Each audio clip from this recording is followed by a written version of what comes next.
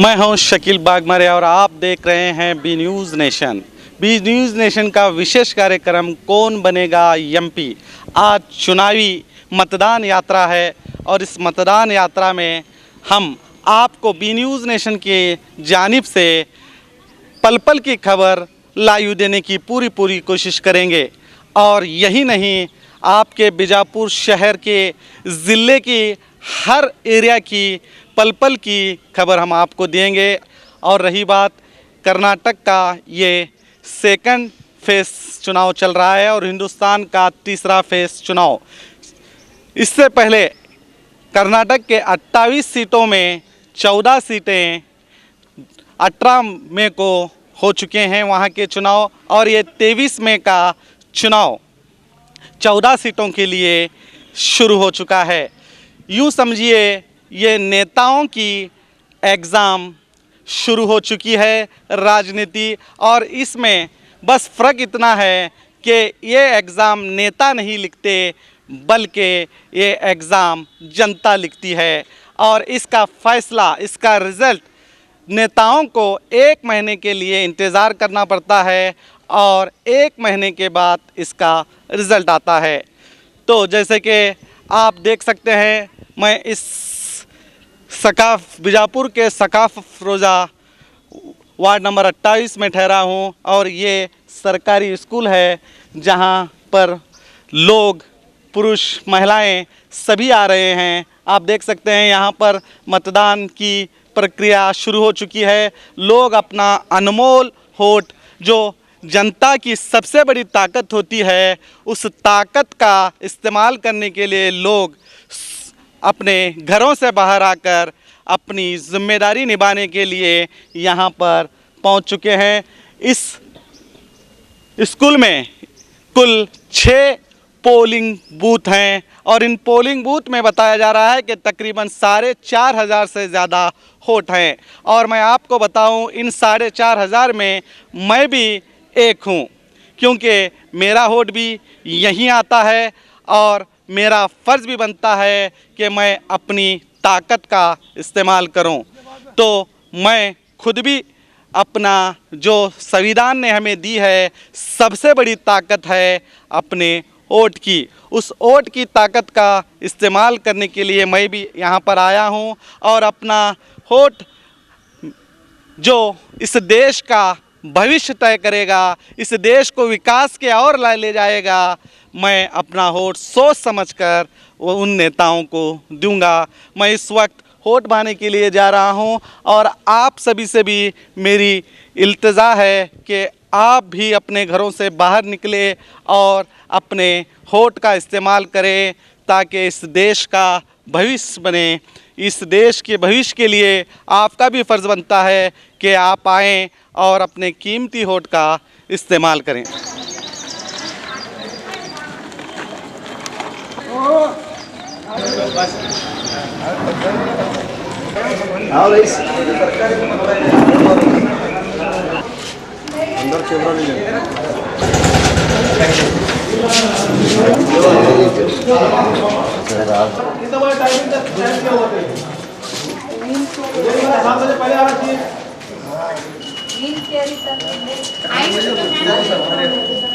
क्या है चल एज है? छोड़ेगा 84 है। 84 अपना हक इस्तेमाल करने हैं। जी माशाल्लाह। आइए, आप देख सकते हैं 84 के बुजुर्ग हैं और अपना हक इस्तेमाल करने के लिए आए हैं, जबकि इन्हें सही तरीके से चलना भी नहीं आ रहा, मगर उनको लगता है कि उनका फ़र्ज़ है वोट बहाएं और एक सही नेता को चुने। तो मैं आपसे भी यही कहूँगा, अपने घरों से बाहर आए और अपने वोट का इस्तेमाल करें। अगर दुनिया की सबसे बड़ी ताकत है, हिंदुस्तान का संविधान ने आपको जो हक दिया है, वो वोट की ताकत है, उस वोट की ताकत का इस्तेमाल करें।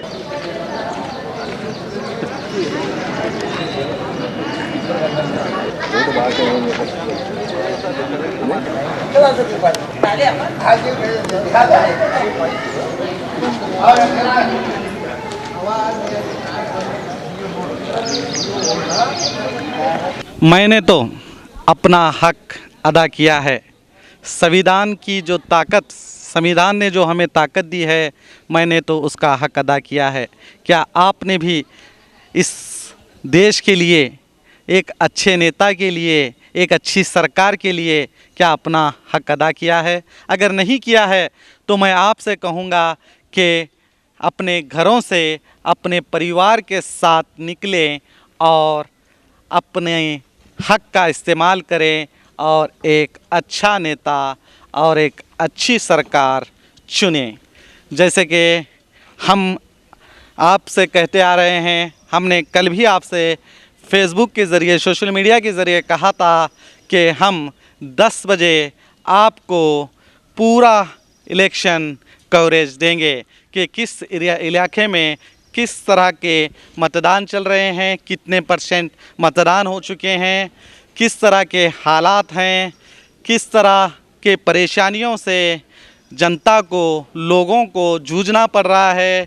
किसी के वोट कार्ड होने के बावजूद भी उनको मतदान भाने नहीं दिया जा रहा है, या मतदान में उनके नाम, मतदान की जो लिस्ट होती है उनके नाम नहीं हैं। इस सभी की जानकारी हम बीजापुर ज़िले के ही नहीं बल्कि इन 14 सीटों के भी देंगे जो 14 शहरों में चल रही है। हम आपको पूरी कोशिश करेंगे कि हम हर तरह से आपको इस कर्नाटक के सेकंड फेज़ के 14 जो सीटें हैं एमपी, इन सीटों का हम पल पल का ब्यौरा आपको देने की कोशिश करेंगे।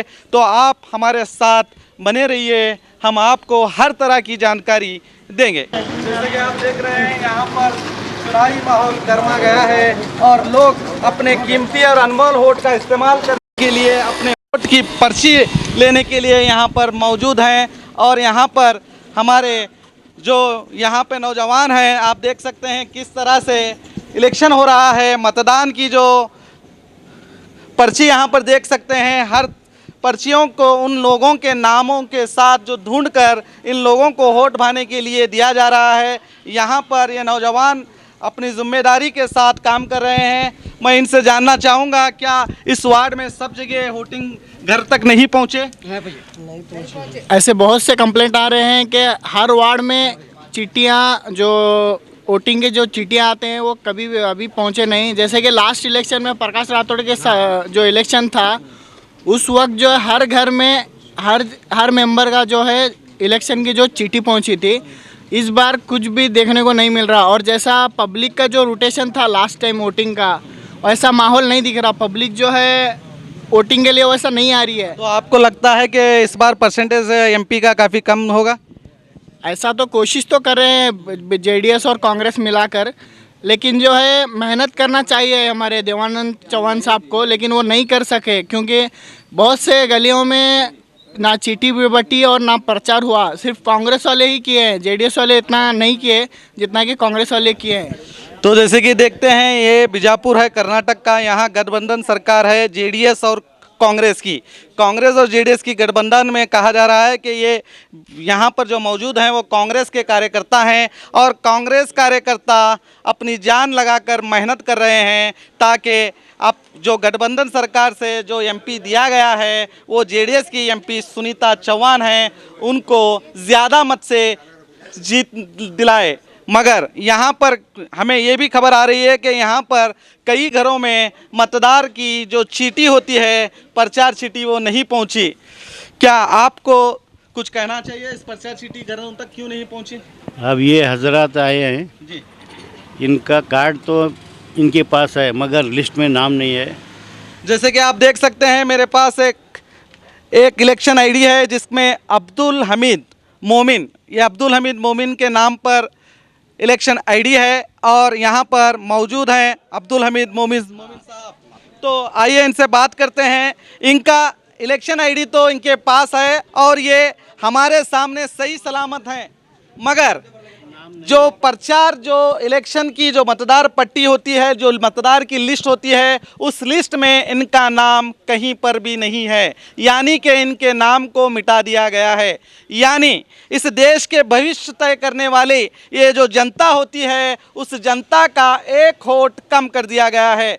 अब हमें मैं अभी इसी वक्त एक जगह आया हूं। जैसे जैसे मैं आगे जाऊंगा इस एमपी यात्रा से मुझे पता चलेगा कि हर जगह किस तरह से बेईमानी की गई है। यहां पर जिंदा होने के बावजूद मतदार पट्टी में ना होने का मतलब है कि वो मर चुके हैं। तो आइए हम यहाँ पर जिंदा आदमी से बात करने के लिए आए हैं, जबकि ये जिंदा हैं, इनके हाथ में इनका आईडी है, मगर मतदान पट्टी में इनका नाम कहीं दिखाई नहीं देता। यानी कि इस साल ये अपने एमपी वोट से बेघर, यानी कि वो अपना वोट का, अपना हक का इस्तेमाल नहीं कर पाएंगे।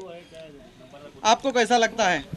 मैं वेबसाइट में भी चेक किया, उसमें नो रिकॉर्ड फाउंड बोल के आ रहा है। जी, तो अब वो पोलिंग बूथ में जाके पोलिंग ऑफिसर से बात करूंगा कि चैलेंजिंग वोट का क्या प्रोविज़न है। जी, यानी कि आप वोट चैलेंज करेंगे, चैलेंज करने की कोशिश करेंगे। जी जी। तो आप इस एमएलए जो चुनाव हुआ उस वक्त आपका वोट आया था, आपका पर्चा आया था? भी आपने तब क्यों नहीं इसके बारे में इंक्वायरी की? वो ज़रा मैं बेंगलुरु में था उस वक्त। अगर आप काश उस वक्त भी इसके बारे में जाके मुकामी जो चुनाव अधिकारी है, यहाँ के डिप्टी कमिश्नर हैं, डीसी हैं, उनसे अगर मिलते तो शायद इस एमपी चुनाव में आप भी अपना कीमती और अनमोल वोट दे सकते थे। मैं यही कहूँगा कि जल्द से जल्द आप इसकी इत्तला अधिकारी को दें और अच्छा। अपना मत आगे, कम से कम आगे चुनाव के लिए तो इस्तेमाल करें। जैसे कि आप देख सकते हैं मैं सकाफ रोजे में खड़ा हूँ। इस वार्ड को 28 नंबर वार्ड कहा जाता है, मगर यहाँ पर अभी लोगों की यहाँ पर ज़्यादा तादाद नहीं दी जा रही है। लोग अभी अपने घरों से बाहर नहीं आ रहे। मैं फिर से कहूँगा कि आपको संविधान ने ये हक दिया है और इस देश का सबसे बड़ा जो जनता का हक होता है वो है अपनी वोट की ताकत। अपनी वोट का इस्तेमाल करें, सही नेता चुने और सही सरकार बनाए। इसीलिए मैं कहूँगा अपने घर से, अपने परिवार समेत बाहर आए और अपनी ताकत का, अपने अनमोल वोट का इस्तेमाल करें। बी न्यूज़ नेशन के लेटेस्ट न्यूज़ों को अपने मोबाइल में देखने के लिए यूट्यूब में बी न्यूज़ नेशन के चैनल के सब्सक्राइब आइकॉन को दबाएं और फिर बेल आइकॉन को दबाने पर आप लेटेस्ट न्यूज़ों को देख सकते हैं।